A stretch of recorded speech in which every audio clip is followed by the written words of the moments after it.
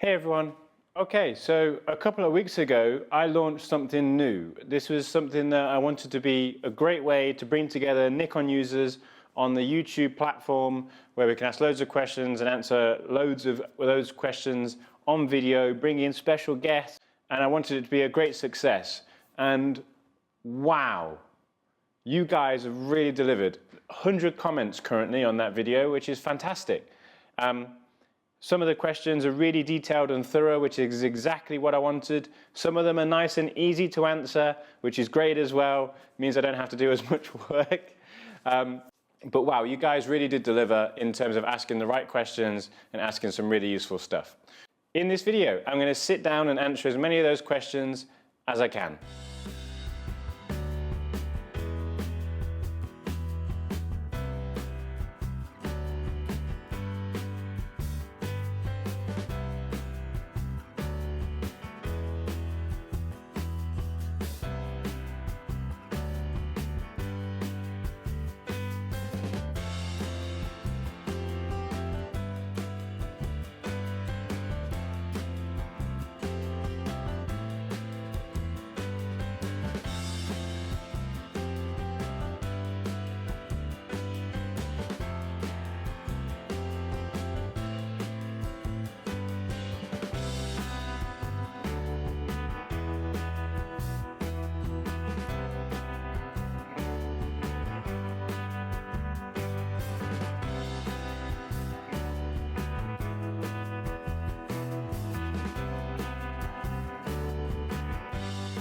What I'd like to start off first of all is with the quick-fire questions. So these are going to be questions that are really easy for me to answer, and we're just going to quick-fire roll through them and get them out of the way, and then we can then look at some of the more detailed questions where I might need to show you some examples. Also, I'm terrible at pronouncing names, and you guys choose some weird names on YouTube. So yeah, if I say it wrong, I apologize, but there's nothing I can do about that. So if I say your name wrong, I'm sorry.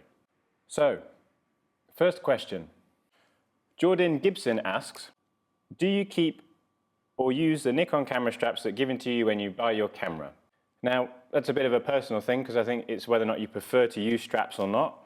Personally, I use a wrist strap like this that's attached to the side of my camera, and it then means that it can be wrapped around my wrist and it doesn't then bog me down by having something around my neck. I prefer to have something small, lightweight like this, and it also means that if I drop my camera or let it go, it doesn't really go anywhere. It just attaches itself to my wrist. There's a second part to Jordan's question, and that is, I've just picked up a Z6 and I'm looking to get a fast lens for better bokeh depth of field. Should I get the 35 or the 50? Why is the price drastically different? So to me, I prefer the 50mm focal length because I enjoy shooting 50mm more. This is being recorded on the 50mm lens right now. I just prefer the 50mm focal length over the 35mm focal length. And as you've seen in my 50mm review, it's one of the sharpest lenses you can buy. There is a bit of a price difference between the two. One of the reasons for that is that the 35mm actually has two AF motors in to help with smooth autofocus or moving from close to far, whereas the 50mm only has one. Dan Ling says, seriously love your channel. Well, thank you for watching. My question is, what filter system do you recommend for the new 14-30 f4? I currently use 77mm round filters and want to upgrade to a square filter system like Nissi when I get this new lens. So, I have used both the Lee 100mm filter system and the Nissi 100mm filter system on the 14-30 f4. I use the Nissi system more, and especially on the 14-30 f4 because it doesn't vignette. Now, currently, the Lee system, the Lee 100mm holder that has the polarizer attachment on the front will vignette on the 14-30 at 14mm. Now, we have informed Lee of that, and they are working on a fix for it. I would say that eventually, depending on when you buy your 14-30, you will be in a position where you could look at Lee or Nissi. They would be the two that I would always look at. But right now, I use Nissi because it works perfectly well with the 14-30. I love the look that they give, the quality that they give. I'm extremely happy using the Nissi filter system on the 14-30. So Kim Guretti asks, can I plug in an external drive like a Samsung T5 SSD into my Nikon Z camera to back up photos. Now, this is something that I would also love to do. It is something I spoke to people about and we have fed back. Hopefully it's something that can be added in the future, but right now I'm not sure. Dwayne Parker asks, which Nikon full frame camera is best for high ISO? And also which crop sensor? So right now in the Nikon range, best for high ISO would either be the D5 or the Z6.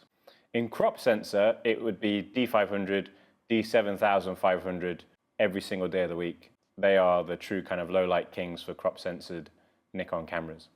Roland Kaiser asks, my question is there's a lock mechanism on the S-line zoom lenses. Is it possible to turn the camera on and off with this feature, or is it just built in to reduce size of zoom lenses? Well, that's a pretty good question. So there is an electronic connection telling the camera if the lens is locked or not.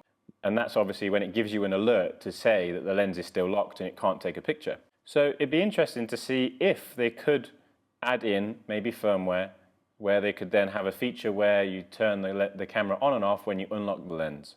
Neo Guardian asks, who would you recommend the Z6 and Z7 to, and why not a different camera?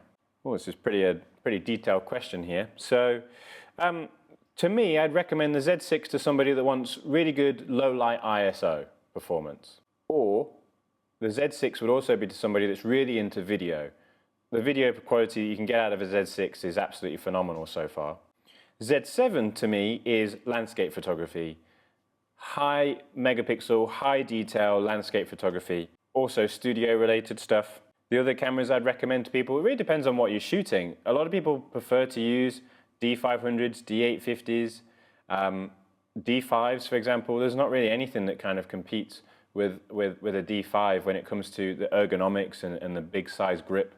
So I think it's there's a lot of other reasons as to why you would want to choose a different camera maybe.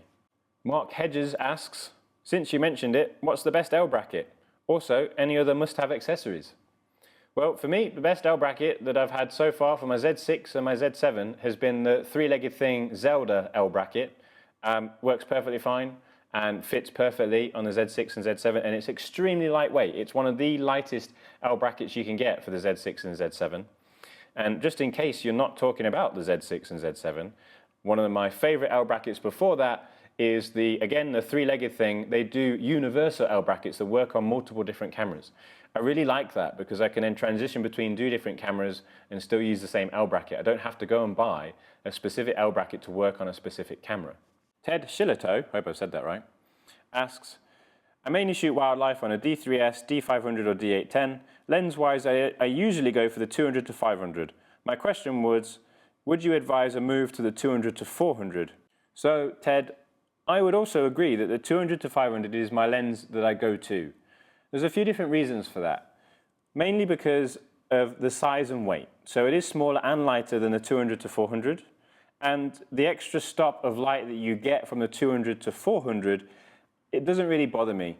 If I'm shooting on D500, D3S, D4s, D5s, D850s, D810s, I'd rather happily use a higher ISO rather than carrying the 200 to 400 because it is in a situation where it is just heavier and harder to carry, especially when I'm shooting wildlife. I want something that's as small and as lightweight as possible.